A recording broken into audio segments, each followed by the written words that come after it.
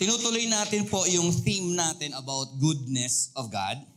At tayo po ay nasa second month na at katulad na sinabi ni Pastor RJ last week, we will continue this hanggang March. Okay. Ang ating topic ngayong umaga, mga kapatid, ayan, nasa na ba? There.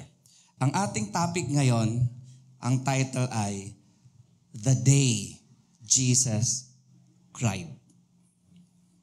Or sa Tagalog ay ang araw na umiyak si Jesus.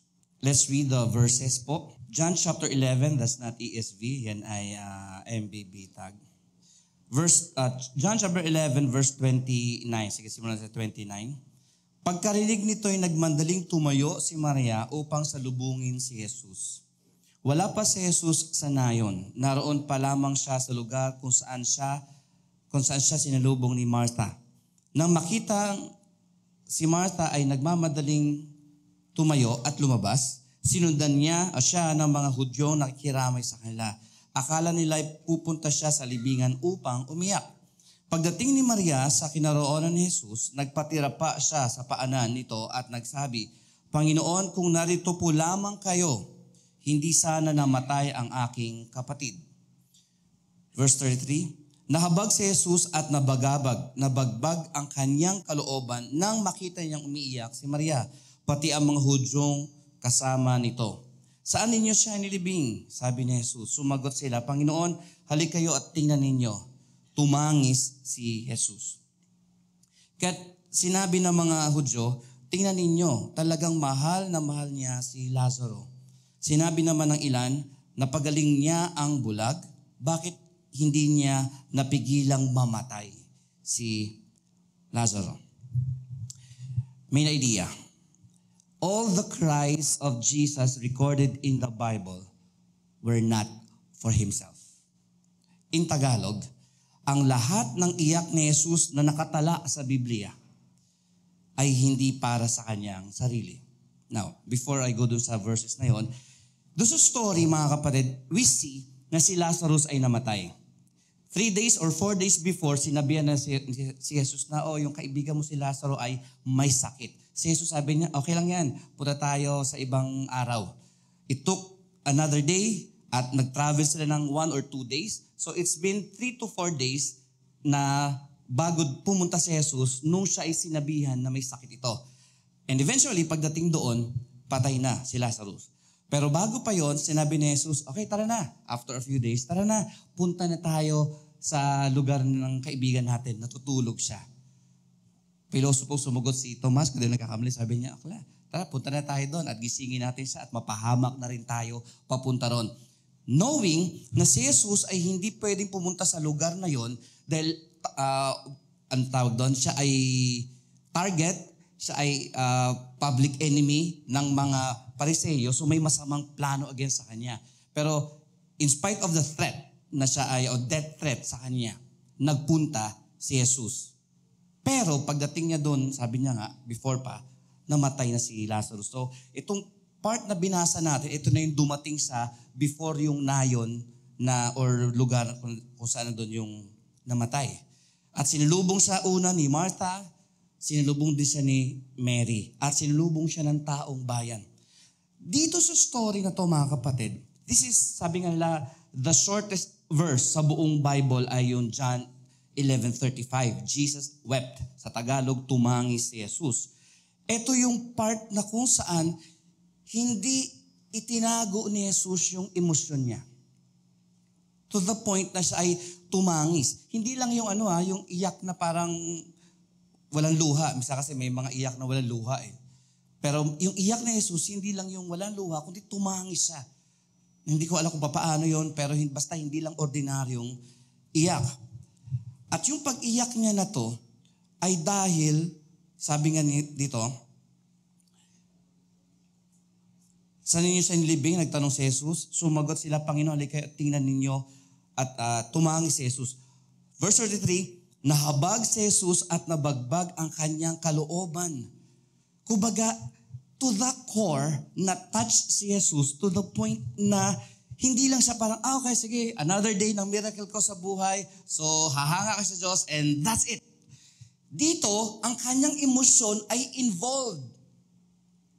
Hindi lang to another miraculous day sa buhay ni Jesus na parang, alam mo yon, normal sa kanya magpagaling.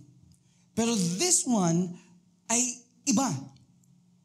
Kasi nagpagaling siya, actually bumuhay siya ng patay, as you can see sa story. Pero ang gusto kong emphasize dito, bakit involved ang emosyon ni Jesus?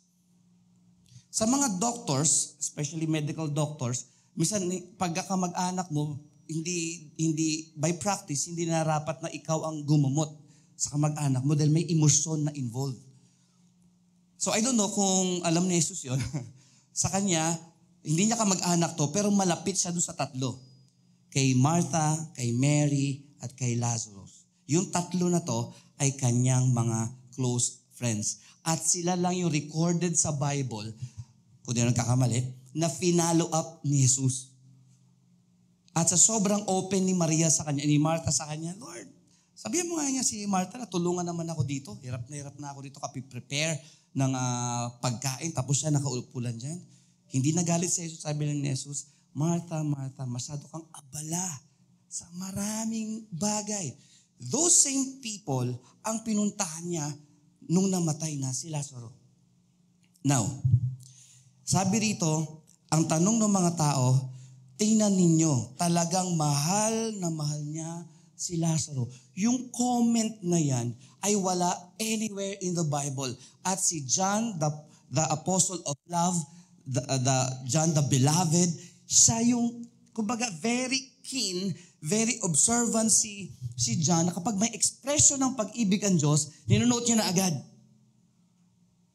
That's why si John hanggang sa 1st, 2nd, and 3rd John naka-record doon.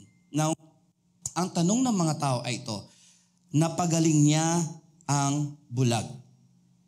Bakit hindi niya napigilang mamatay si Lazaro? Okay? That same crowd, ang naramdaman ni Jesus, yung concern. Pero within the crowd, mga kapatid, nandun din yung tanong. Ikaw ba may tanong sa Diyos tungkol sa buhay mo? Okay? Last night, mga karamang araw, even kanina narinig natin, may mga tanong tayo sa buhay. Lord, bakit? Lord, okay na ba to or meron pa? May problema pa na darating? And ang point ko ngayon, mga kapatid, yung pag-iyak ng Panginoon, hindi sa kanyang sarili, kundi para sa lahat ng mga tao, kasama tayo. Now, tingnan natin, konting trivia. There are 3 times or 3 verses in the Bible na record na si Jesus ay umiyak. Diyan sa 11:35, yung binasa natin. Sa Luke 19:41, yung sinabi na, oh, Jerusalem, Jerusalem, how I long to gather you. But you were not willing. Umiyak siya, something. Okay, next pa. In John 11:35, Jesus cried because Mary, Martha, and the crowd were mourning, nagdadalamhati para kay Lazarus. Sa Luke chapter 19:41, umiyak si Jesus dahil sobrang tigas ng puso ng mga taga-Jerusalem. In Hebrews 5:7-9, umiyak siya to prepare himself sa greatest sacrifice na hindi pa rin patungkol sa kanya. So 3 times na nakarecord sa Bible na umiyak si Jesus, lahat hindi para sa kanya. Now, hindi ko sinasabing huwag kang umiyak para sa sarili mo. Ang ibig ko lang sabihin ay, bakit may ganito si Jesus na pag-iyak at na-record sa Bible, does it mean mali, pastor, na umiyak ako para sa pag nalulungkot ako? Hindi yon. Ang ina-emphasize dito ay, nararamdaman ng Diyos even ang emosyon natin. Amen ba? Kaya sabi nila, ako ay introvert, ako ay extrovert, ako ay ganito. That's part of your being. Okay? Baka nauna ako sarili ko. Next, when Jesus cried, understanding the reason and the emotion of the cries of Jesus. Kumbaga, tingnan natin ngayong umaga na to. Part ng pag-aaral ng kabutihan ng Diyos ay yung malaman mo ang emosyon din ng Diyos. May emosyon ng Diyos, by the way. Amen? Nalulungkot ka? Nalulungkot din siya. Nagagalit ka? Nagagalit din siya. Ang kaiba natin sa kanya, siya pag nagalit, hindi nagkakasala. Tayo pag nagalit, pati yung aso nakahiga sa sahig na walang kanalaman sa away mo, pati yun nasisipa natin. Siya ay nagkakaroon ng panghihinayang. Nanghihinayang din ang Diyos. Yung mga basic na emosyon na nararamdaman ng typical na tao, to the point na iiyak ka at tatangis ka, naramdaman ni Jesus even to this point. So, anong kailangan nating malaman tungkol dito, mga kapatid? Number 1, when Jesus cried, it was for the betterment of the people. Nung umiyak siya, laging para sa kabutihan ng mga tao.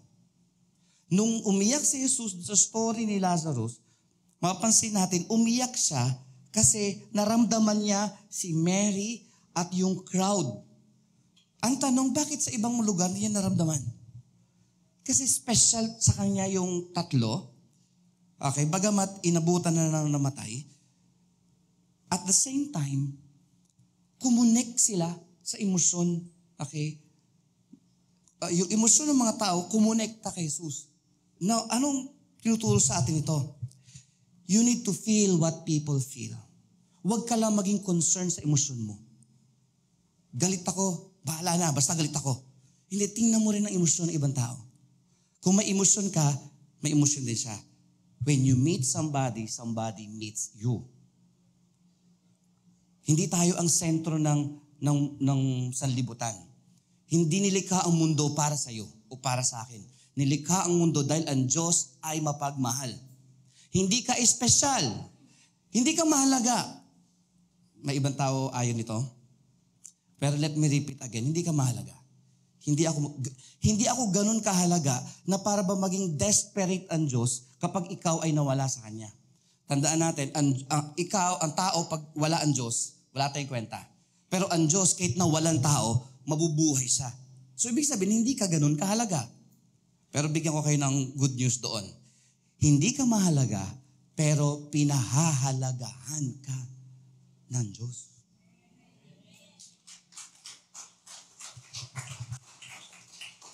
Papaano? Feel ni Lord yung lungkot mo.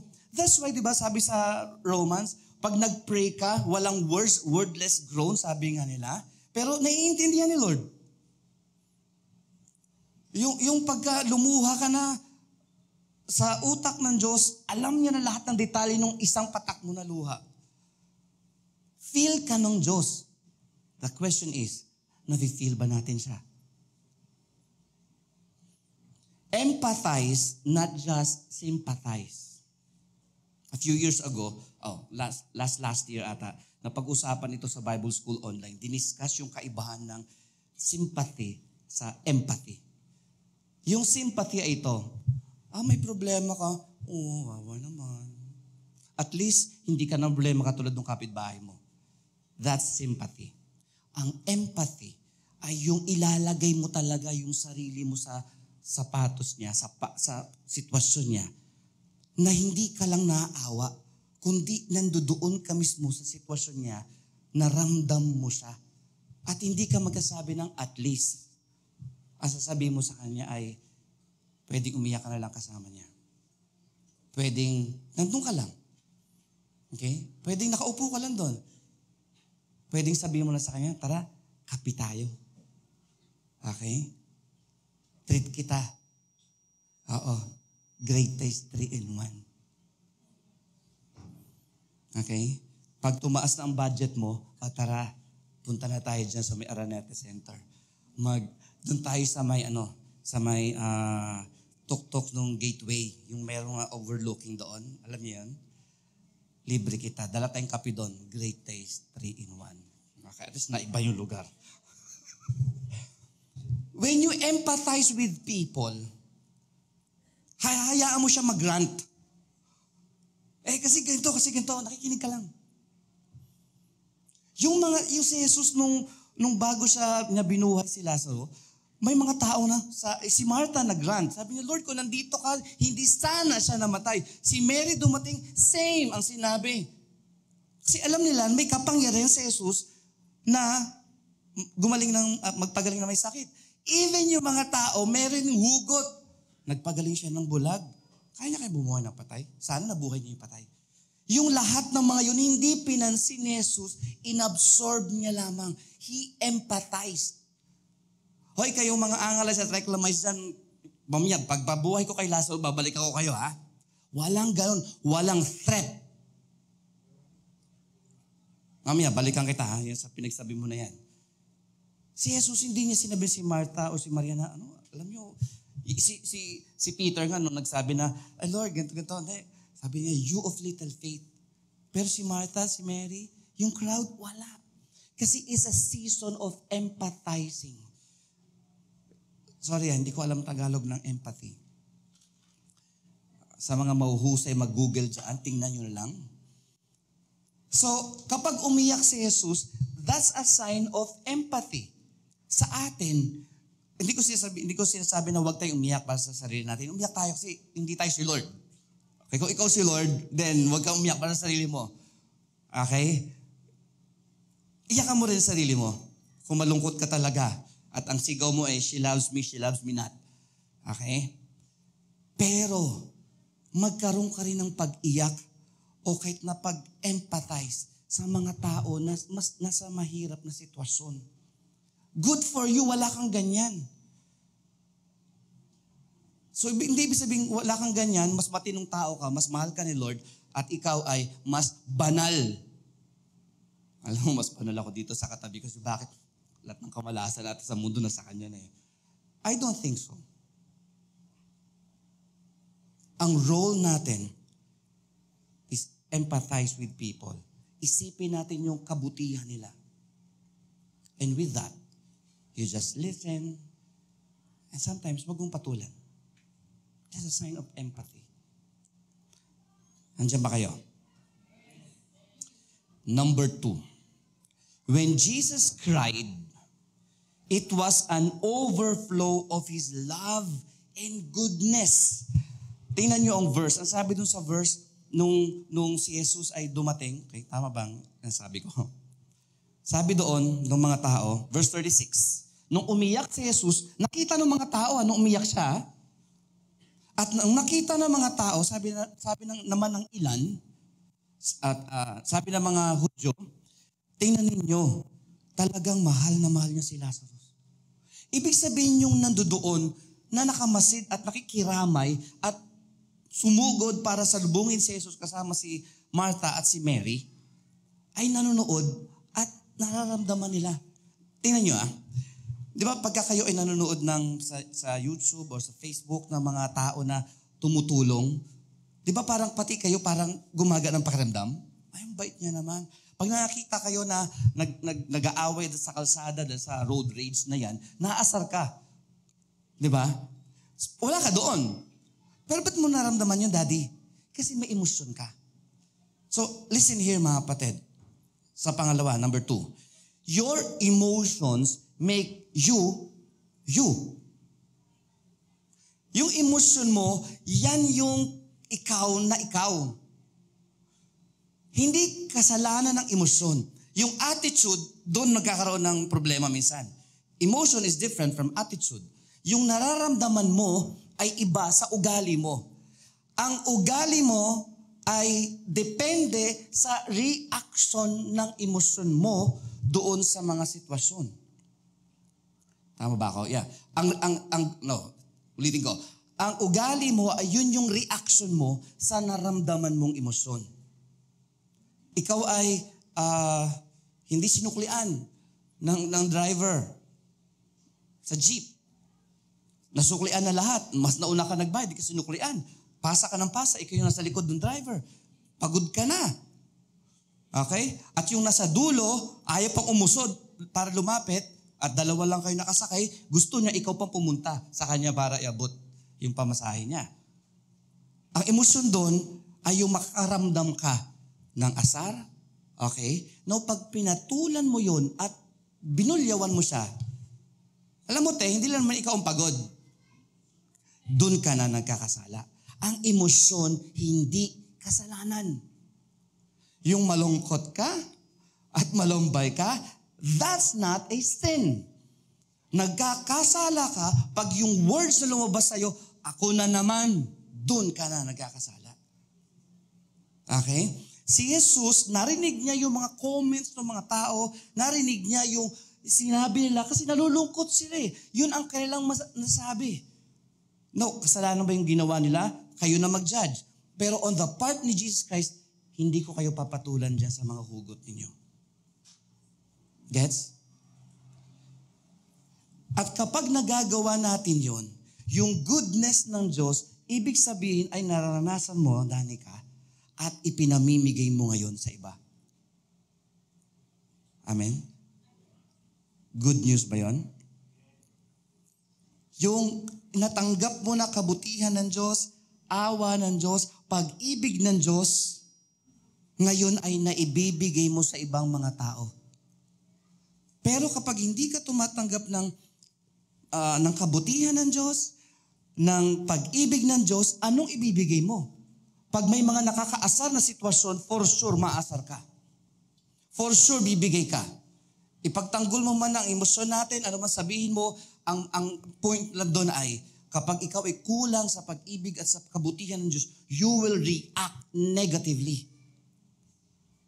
Pero yung emosyon, again, hindi siya kasalanan. Dito si Jesus, mga kapatid, He just went with the flow. Okay, ilabas yung mga hugot nyo. Sige lang. Pero sa dulo, hindi natin binasa. Sa dulo, nagpagaling si Jesus. Basahin natin yung part na yun na hindi natin binasa. Okay? Nandito na yun sa latter part. Okay? Sabi po rito, nung nandun na si Jesus at nandun na siya sa tomb ni Lazarus, ang sabi doon ay, where's that? Verse 38, I'm reading from the English Standard Version. Then Jesus, deeply moved again, ulit, came to the tomb, and it was a cave and a stone lay against it. Jesus said, take away the stone. Sabi ni Martha, Lord, nako, 4 na araw na siyang patay. May kakaibang amoy na yan dyan. Sabi lang ni Jesus, did I not tell you, if you believed, you would see the glory of God? Until this time, hindi pa rin sumasagot si Jesus sa mga hugot ng mga tao because focus siya sa kanyang gagawin. Okay, pause lang konti. Kapag ikaw ay focus sa mga ginagawa mo, ang hirap mag-react sa mga negative na sitwasyon. Kasi wala kang oras para doon, wala kang emosyon para doon. Nandito ka sa focus mo. It may seem na wala kang pakialam, wala kang emosyon. Hindi, focus ka lang. And then, ang sabi na, at tingnan niyo yung prayer ni Jesus. Gusto ko tingnan niyo yung prayer niya. Ito ang tugon niya sa lahat, okay, ng mga nangyayari nung oras na yon. Simula pa nung umangal si Tomas na, sige, punta tayo, papahamak tayong kasama niya. Hindi rin sumagot si Jesus doon, by the way. Sabi niya, Father, I thank you that you have heard me. Lord, narinig mo na ako. Before pa nito, narinig mo na ako. Hindi niya sinabi that you hear me. Sabi niya, you heard me. Ibig sabihin, before pa siya pumunta doon, sa sobrang focus ni Jesus, alam niya na pinag-pray niya na yun before pa mapunta sa sitwasyon. Pero hear this, ba't siya nagpipray ngayon kung nag-pray na pala siya? Okay? Sabi dito, I knew that you always hear me, but I said this on account of the people standing around that they may believe that you sent me. Yung prayer ni Jesus, hindi para mag-pray sa Ama at mag-usap sila at talagang, ano ba gagawin natin dito, Lord? Before pa doon, may alam na silang gagawin, si Jesus at si Father. Pero nag-pray si Jesus in response doon sa mga iba't ibang emosyon na nandoon. At nag-feed si Jesus, nag-lay down siya, naglatag siya ng tamang emosyon. At yung tamang emosyon na yon is rooted and established sa emosyon nila? Hindi. Sa katapatan at sa kabutihan ng Diyos. Nandiyan kayo mga kapatid? Sige, loading pa yung iba. Okay lang. Namnamin nyo. Namnamin natin. Kaya, it's best kapag nagpipray tayo, Wag mo lang sabihin sa mga tao na, it's good, pero wag mo lang sabihin na, uy, pinag-pray kita, LJ ha. Kung may pagkakataon ka, LJ, halika, pray tayo saglit. Iparinig mo sa kanya yung prayer mo. Gusto mo mas makilala ang kapatiran? Gusto mo mas makilala ang pamilya mo? Mag-pray kayo. Dahil sa prayer, nandun yung honesty, nandun yung sincerity, nandun yung humility. At bagamat ang kausap ng tao na ka-prayer partner mo ay si Lord, pero naririnig mo yung prayer niya. Nakaka-connect ka ngayon sa emosyon niya. Nagiging malapit ka sa kanya. Kasi bakit? In her heart of hearts, nakita mo yung pinaka-vulnerable na side ng tao na yun. Kaya maganda pag may problema, mag-pray tayo. Halika, pray tayo. Hindi, mag-pray ako mag-isa ko. Hindi, mag-pray kayo na sabay. Wag walang sabay. Magkasunod. Okay? Dahil doon, mas nakikilala natin ang Diyos at mas nakikilala natin yung kapwa natin. Sa mga anak dito, nabuhay pa ang parents. When was the last time na pinag-pray niyo ang parents niyo? Sa mga parents dito, when was the last time na pinag-pray mo ang anak mo?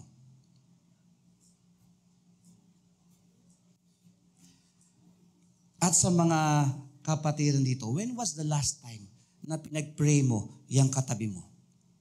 Sige po, tingnan mo yung katabi mo. O nga pala, kaya kita pinag-pray. Maliit ka pa nun eh. Oo. When was the last time na pinag-pray mo yung katabi mo? Hindi lang yung pinag-pray na, uy, pinag-pray kita.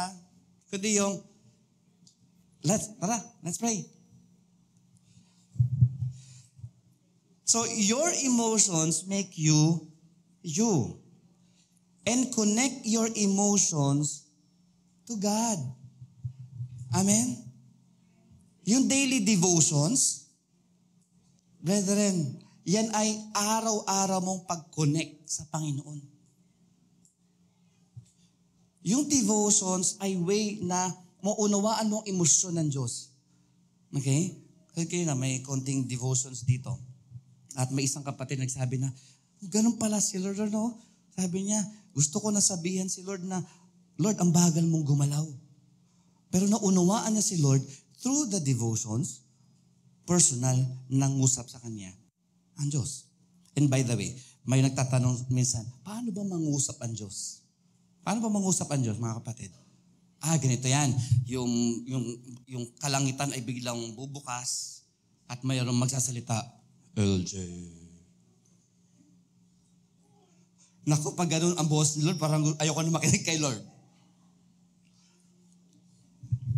Audible ba? Hindi edible ha. Audible voice ba? Pag nagsalita ang Diyos sa'yo. I don't believe na nangungusap ang Diyos audibly. Because there are many stories in the Bible, siyang.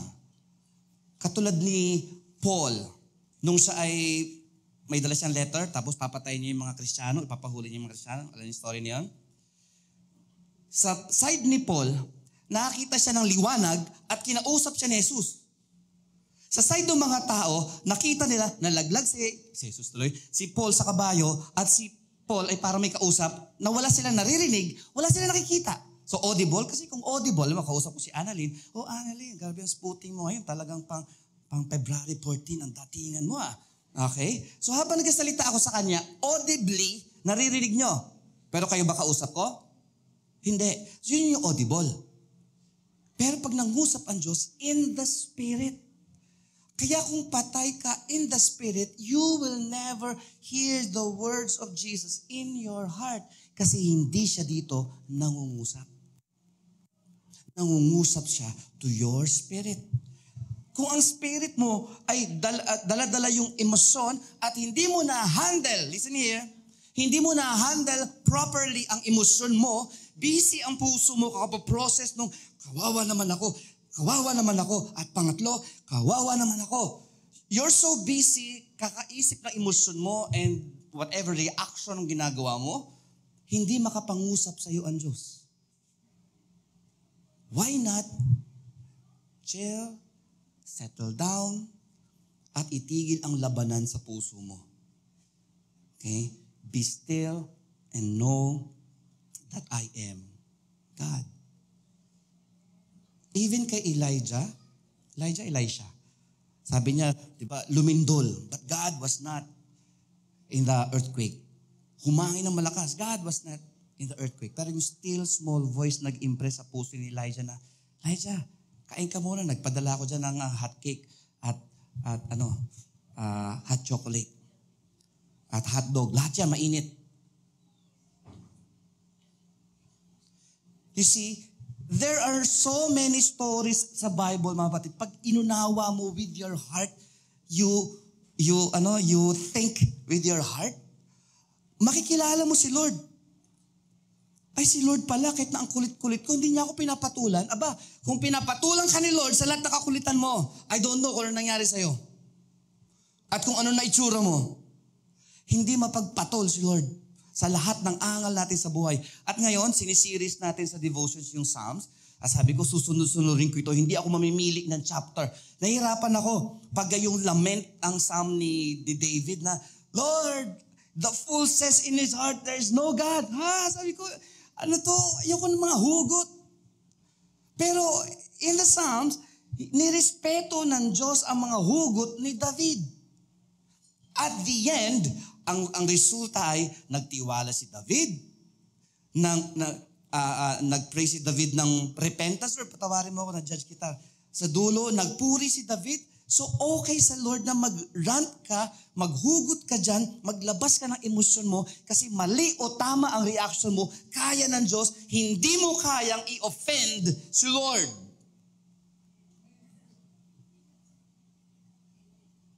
Ayan, parang masyado nyo ina-handle ang emosyon nyo. Walang mag-react kay pastor ha. Walang mag-react kay pastor. Okay, pwede nyo ilabas ng konti naman. Guess nyo ako mga kapatid?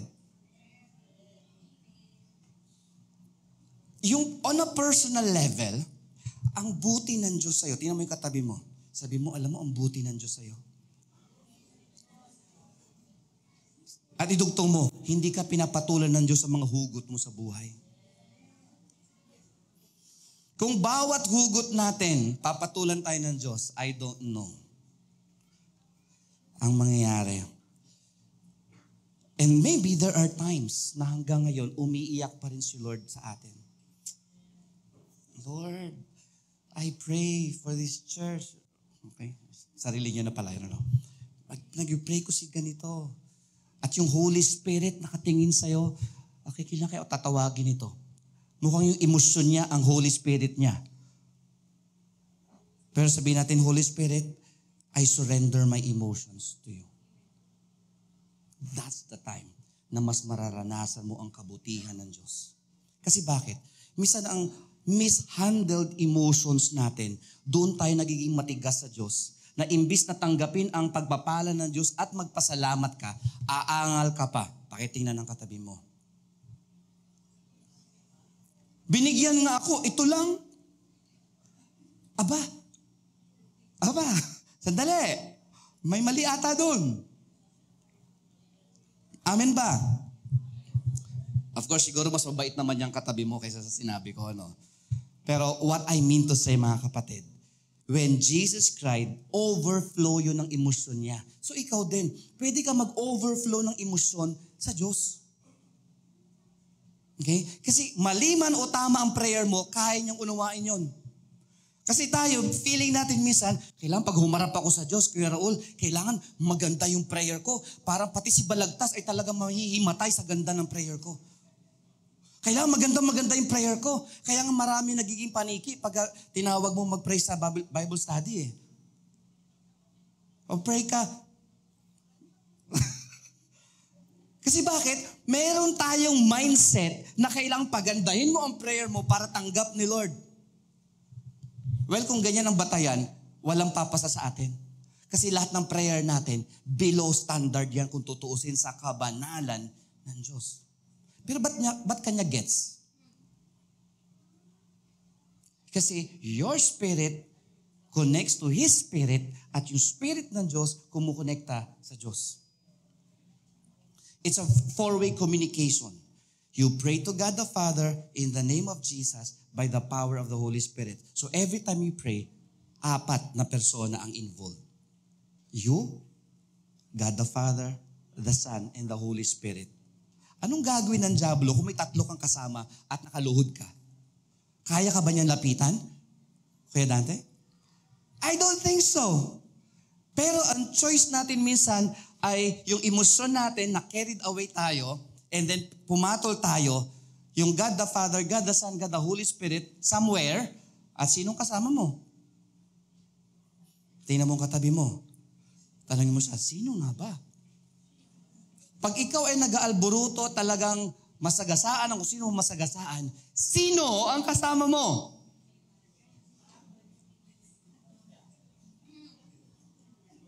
Pero again, unawa ka ng Diyos. Alam ng Diyos yan. Pero my point is this, grab the moment. Make the most out of the moment na may emosyon ka. Since hindi naman kasalanan ng emosyon, gamitin mo siya sa tamang paraan. Si David, ang paraan niya, tuwing may naramdaman siyang negative, nagpipray siya. Why so downcast, O my soul? Put your hope in God. When I consider the heavens, the moon, and the stars, who is man that you are mindful of Him? Dinala niya yung hugot niya sa Panginoon. That's why pagharap niya sa mga tao, he was valiant at talagang courageous man of God. Kasi ang battle ay nandun sa prayer room. Now, hindi ako nagsasalita rito na perfect ko na yan. May struggle pa rin ako, mga kapatid. Okay? Between puyat at mga gagawin at mga pupuntahan. Pero I make sure na I don't miss the moment, yung date namin ni Lord. Naka-airplane mode ang cellphone at may times, dinidisconnect ko sa internet yung laptop para walang pumasok na messages o mag-pop up at bigla makuha ang attention ko. And I'm planning now na bumili ako ng regaluhan ko ang sarili ko ng Bible na hindi na pa-pop up ang notification kasi paper. I'm praying, Lord, I want more intimacy with you. Naunahan ko sarili ko. Number 3. When Jesus cried, it is for us to know His heart for the people. Intimacy with the Almighty. Tandaan niyo to? Repentance for intimacy. Tandaan niyo rin yan? Ang intimacy with the Almighty ay yung pagkakaroon ng, maganda sa Tagalog yan eh, pakikipagniig. Ang lalim, no? Okay? Pakikipagniig sa Panginoon. At yung repentance for intimacy, kapag nandun ka sa Panginoon, sige, pwede ka mag-rant, pwede ka mahugot, pwede ka maglabas ng emosyon mo at ng mga negative reaction mo o positive response mo. Sige lang, sabihin mo sa presensya ng Panginoon. Sa dulo, when God speaks to you into your spirit, wow, there will be repentance. Pag walang repentance after the prayer, ang prayer ay useless. Pwede kang magsabi na kung ano gusto mong sabihin, Lord, parang gusto ko ng patulan itong sitwasyon na to. Lord, okay lang, go lang. That's in prayer. Sa dulo, Lord, thank you. Dahil ako ay binigyan mo ng pasensya. At salamat, Lord, pinakinggan mo ako. Ganun si Lord dahil mabuti siya sa'yo. Tingnan mo katabi mo, sabi mo sa kanya, napakabuti ng Diyos sa'yo. In conclusion, mga kapatid, learn to cry for the betterment and for the salvation of other people. Sanay na tayong umiyak sa mga problema natin. Hindi ko nadadagdagan yan. I'm challenging every one of us, even yung nasa online, umiyak ka naman para sa sitwasyon ng iba. Amen? Dagdag mo yun. Umiyak ka rin para sa sarili mo. That's normal. Pero umiyak ka rin. In Tagalog, matutong umiyak para sa ikabubuti at para sa kaligtasan ng ibang tao. Iyakan natin ang San Martin. Daming tao na naghahanap sa Diyos. Iyak natin ang Cubao. Iyak natin ang Quezon City. Iyak natin ang Pampanga. Iyak natin yung mga Kamag-anak natin na hindi pa nakakilala sa Panginoon at busy sa pagpapayaman at busy sa negative na mga reactions at nandun nabubuhay sa selfishness, let's cry for them. Silently. Kung may kamag-anak tayo na gano'n, i-lay hands mo siya. Pwede ba kita ipag-pray? You're not doing that para sa sarili mo na mahusay ka kasi mag-pray. Hindi ka mahusay mag-pray. Walang mahusay sa atin mag-pray, mga kapatid. But when we pray according sa puso ng Panginoon, that's enough para maunawaan ka ng Diyos at maging daluyan ka ng kabutihan ng Diyos.